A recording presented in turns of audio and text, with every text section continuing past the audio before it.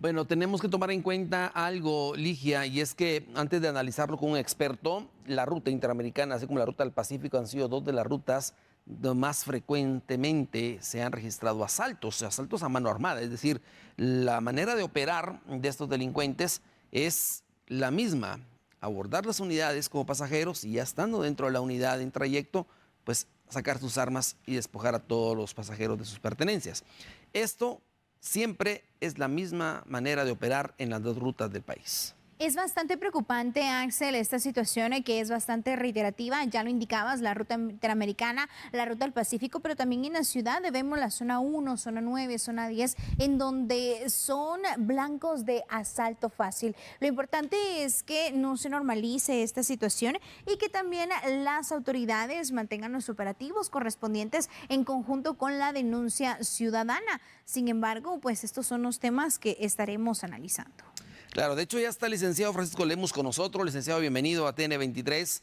Hablar de asaltos a esta ruta del transporte extraurbano es decir lo que se viene registrando desde hace 10, 15 años. Pero últimamente ha venido concentrándose aún más, licenciado Lemus, porque ahora las bandas trabajan de una manera pues bastante grande. Es decir, no son uno o dos ladrones, son varios que ingresan a las unidades como pasajeros, pero acá está la vulnerabilidad.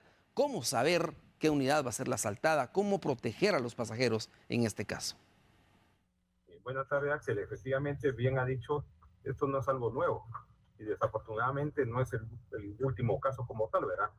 En ese sentido, recordemos que desde muchos años estos lamentables hechos de violencia y de asaltos, pues es algo que se da, con algunos matices en ciertas épocas, ¿verdad? Porque no podemos decir durante el conflicto armado se manejaba otra dinámica como tal, pero hoy día los mismos grupos han evolucionado. Las generaciones delincuenciales también han trascendido, particularmente con técnicas y metodologías, si lo podemos decir así, que han desarrollado.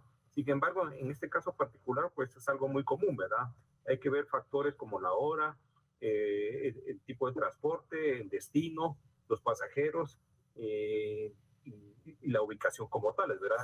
En otras palabras, estamos ante bandas con cierto grado de desarrollo. Esto es lo que decimos es el crimen organizado. Cuando decimos el crimen organizado es que no actúan espontáneamente, sino que tienen mínimamente ciertos parámetros como de planificación, tienen cierta organización. Para hacer este operativo delincuencial, pues necesita vehículos, se necesitan personas y un grupo de soporte, ¿verdad? Más allá que a veces se piensan son los ladrones, pero detrás de ellos hay un soporte de vigilancia, de vehículo, de rescate, incluyendo, hay que decirlo lamentablemente, también con complicidad de las autoridades, porque eso ha quedado evidenciado en algunos casos. No estoy diciendo que toda la policía, las fuerzas de seguridad estén comprometidos, pero muchos de estos casos también tienen que ver, porque en teoría son áreas en donde la seguridad, la Policía Nacional tiene vigilancia, pero en un momento determinado saben que no se puede cubrir cada kilómetro como tal, entonces hay cierta información que se cuela de parte de estas mismas autoridades. Entonces, es una complejidad. Y a tu pregunta, ¿cómo podemos prevenir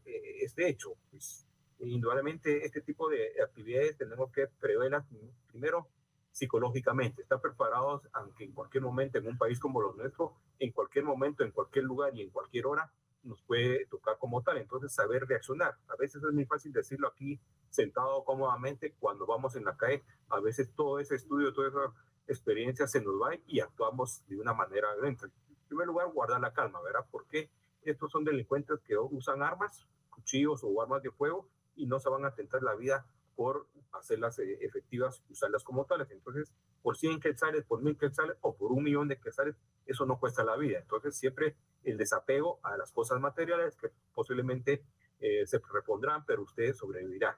Lo más lamentable es cuando se dan esas situaciones en donde no se dan las pertenencias o el delincuente actúa de una manera nerviosa y hace disparos y lamentablemente una bala perdida tiene como efecto. Lo otro, pues son medidas muy básicas que tanto la empresa como en coordinación con las autoridades deben de tomarse. Naturalmente, las empresas, desde que salen de su inicio de recorrido hacia su destino, tienen razones económicas. Digamos, un bus funciona bajo una lógica empresarial. Pongo yo un bus y tengo que ganar al día determinada cantidad de dinero para que sea rentable como tal. De esa cuenta, en otros países, los transportes se manejan de estación a estación, con algunas paradas. De hecho, en Guatemala hay unos transportes que son muy seguros, que salen desde la estación, donde también hay medidas de seguridad, como eso de chequear si no lleva algún arma, esos aparatos para ver, detectar de metales, esos son útiles, pero en este caso que vemos coloquialmente llamadas parrilleras, ¿verdad? Esos son un servicio de autobús que van recogiendo a las personas en cualquier cuadra, en cualquier calle, en cualquier kilómetro, porque aquí la lógica es alguien que me detiene es un pasajero y es un boleto, aunque vaya ahí cerca, pero ya gané 100. Esa lógica empresarial tiene que ser conjugada con una lógica de seguridad. ¿Qué queremos? ¿Ganar dinero o poner en riesgo la vida del resto? Todos esos elementos serían las primeras medidas a tomar, Axel, como también ya el tema de cámaras, el tema GPS de inspecciones y también, como dijo Ligia, la denuncia de los pasajeros o de los testigos es muy importante para una estrategia de seguridad, Axel. Licenciado Lemus, esto es precisamente lo que merece la pena resaltar porque para poder combatir este tipo de flagelos, pues obviamente se debe realizar una inversión con distintas aristas que usted ya mencionaba. Sin embargo, esto hasta cierto punto se ha llegado a normalizar y no se tiene esa denuncia. Entonces, al momento, por ejemplo, que las autoridades puedan capturar a presuntos asaltantes, muchas veces no pueden continuar con el caso o la investigación ya por parte de las autoridades correspondientes porque no existe una denuncia al respecto y acompañado de la denuncia debe ir evidencia. Sí, naturalmente lo que dice sobre la denuncia es una cultura de denuncia, porque digamos en este caso que pueda darse captura de los implicados como tal. ¿Quién va a ir a denunciar? Mire, si ellos fueron, ¿verdad? Lo que uno hace es alejarse del lugar de los hechos y jamás nunca volver como tal. Y si yo vi, no vi nada, ¿verdad? Esto es algo muy cultural que viene históricamente, pero es algo que, porque sea así, nada se puede hacer. No, aquí es una tarea que podríamos marcar de capacitación, de educación, de campañas, donde para combatir el delito hay que denunciarlo como tal, sea víctima, sea testigo, porque eso es lo que ayuda. Lo que sucede es que la gente no tiene una connotación de lo que puede hacer muy bien el hacer una denuncia. El problema es que también el sistema de justicia también tiene que ver con esto, porque a veces uno al denunciar un hecho hasta puede ser de que tenga que recibir amenazas, podría ser testigo como tal. Entonces es muy complejo esto, pero a la vez es fácil en el sentido de impulsar este tema de denuncias propiamente como tales. Para ello también el sistema de seguridad o la institucionalidad de seguridad tiene que facilitar esos procesos, porque ¿cómo se pone una denuncia? Hay que ir al Ministerio Público, a algunas regiones, y eso ya lleva tiempo, yo tengo que trabajar y todas las cuestiones. Creo que hay herramientas tecnológicas o aplicaciones que uno a través del teléfono podría denunciarlo como tal. Efectivamente ya hay líneas de denuncias y todo ese aspecto, pero se podría mejorar con herramientas como la inteligencia artificial aplicadas a entornos de fácil uso, ¿verdad? Porque también a veces son complejos y uno no puede utilizarlas propiamente como tal. Entonces, muy bien lo que se ha dicho en cuanto a que es muy importante la denuncia y también las evidencias totales. Ahí entrarían los técnicos, peritos forenses que tendrían que ayudar como tal en esa parte del issue. Ahora bien, licenciado Lemus, ¿qué se podría hacer también en relación a los patrullajes? Porque seguramente ya se tiene mapeado los horarios en los cuales ocurren estos asaltos. La mayoría ocurre en el área de ingreso a la ciudad, por ejemplo, en horas de las 6 a las 8 de la mañana.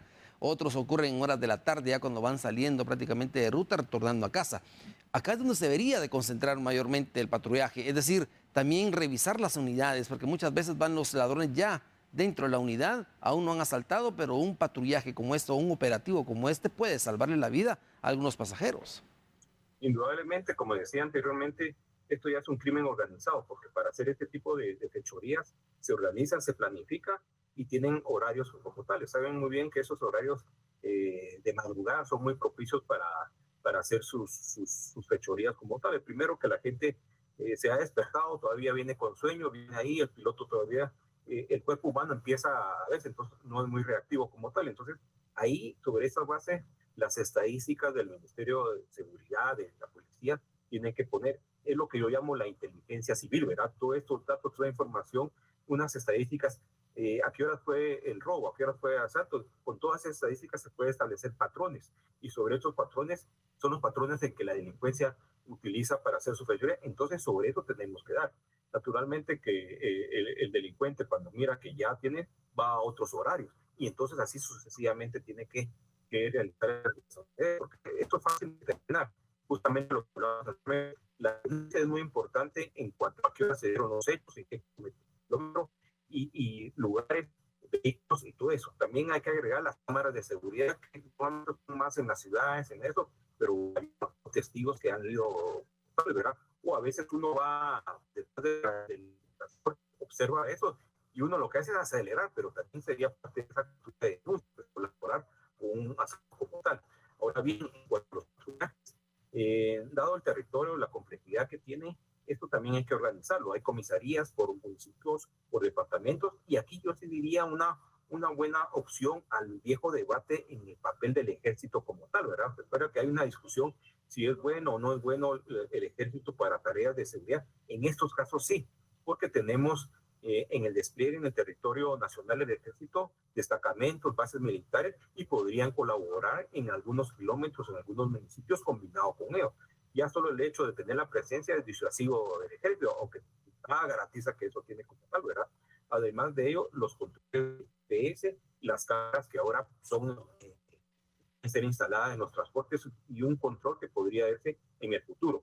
Naturalmente, como dijo Ligia, eso requiere inversiones y ahí estamos dispuestos las empresas de transporte a invertir en el afán de la seguridad de sus clientes. Esa sería la pregunta, porque en tecnología hay elementos para ir contra los hay. Indudablemente, con todo lo que hagamos, siempre va a haber esas estructuras que quieren aprovechar los transportes para hacer sus fechorías dentro de otros. O sea, pero también una combinación de empresariado, ciudadanos y fuerzas de seguridad en el Estado para poder tener integral.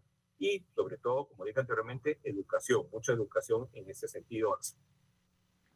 Muchas gracias, licenciado Lemus, por ampliarnos esta información. Sabemos que es un tema bastante complejo en donde requiere la intervención, por supuesto, de las autoridades, de la ciudadanía y también la inversión de estos recursos que usted ya mencionaba, como las cámaras de seguridad, en algún momento también tener instalado en los autobuses de transporte público este tipo de detectores y, bueno, no normalizar esta cultura de violencia y más bien reforzar la cultura de la denuncia para que las autoridades puedan dar seguimiento a este caso. Sin embargo, pues Axel, vemos que la ruta interamericana sigue siendo un blanco de estos asaltos. Claro, definitivamente, como decía el licenciado Lemus, es muy difícil que las víctimas de asalto pues vayan a denunciar, más cuando se trata de rutas donde pueden volver a ser interceptados. Acá pues las cámaras de seguridad serían algo fundamental, por lo menos para identificar a los ladrones y poderles dar seguimiento. De lo contrario, va a continuar de esta manera, semana con semana, mes con mes, año con año, y no se va a detener a estos grupos criminales.